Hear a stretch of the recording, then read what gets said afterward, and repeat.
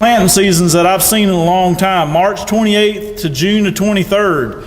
And some people said it was a few more days past that. We had great conditions in early April and then saw a cool down in late April, early May, and then we turned off hot and dry in the rest of May. And then we got, Lord blessed us with a lot of rain in June and July, and we were well on our way. But we did have a lot of stand issues from low vigor seed, and this is a direct relation to the harvest season in 2016. The bad thing about having all the June and July rains is we had a lot of cloudy weather too, and we were pushing this crop quite a bit with irrigation, and I think we might have hurt ourselves a little bit about that. Doing that. We also had a very hot and dry August. So this year has been a lot of up and downs. It's not been a consistent year. And then we get to the end and we make 4,300 pound average. And like I said, it's hard to get up and say that we didn't have a great year when you see that kind of average.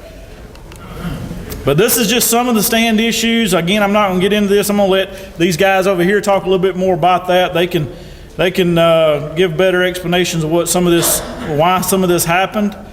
And plus, if you want to throw forks, you can throw them at them and leave me alone. So, or throw rocks. But nevertheless, we had stand issues.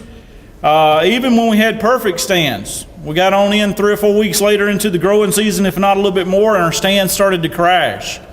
And so we ended up with lower stands than we normally have, even from fully emerged plants. So definitely had some issues. Then we got rocking along, like I mentioned. We started getting rains. We thought we were going to finish on a very good note.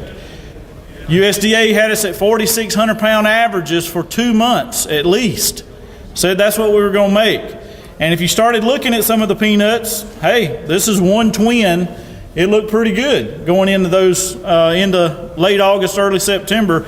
We thought we were going to have a pretty bumper crop in a lot of this, and that's where things started to deteriorate on us, especially after that storm come through, is when we started picking up on a lot of problems. So it wasn't as good of a finish as we would like. It wasn't perfect. We did have one of the highest grading years that we've had in 5 or 10 years, but not the highest yields. Non-irrigated for the first time in 3 years looked very good. But again, it's the irrigated that we were questioning about how good the yields were. We had growers saying they lost greater than 750 pounds per acre. And so that's why we're keying into. And the reason that we're up here today is that, again, it's not one single disease that caused this. It's not one single insect or anything like that. There was a lot of things that built this up all the way through the season. So we want to kind of talk about it. Was it weather? Sure it was. There were some weather impacts.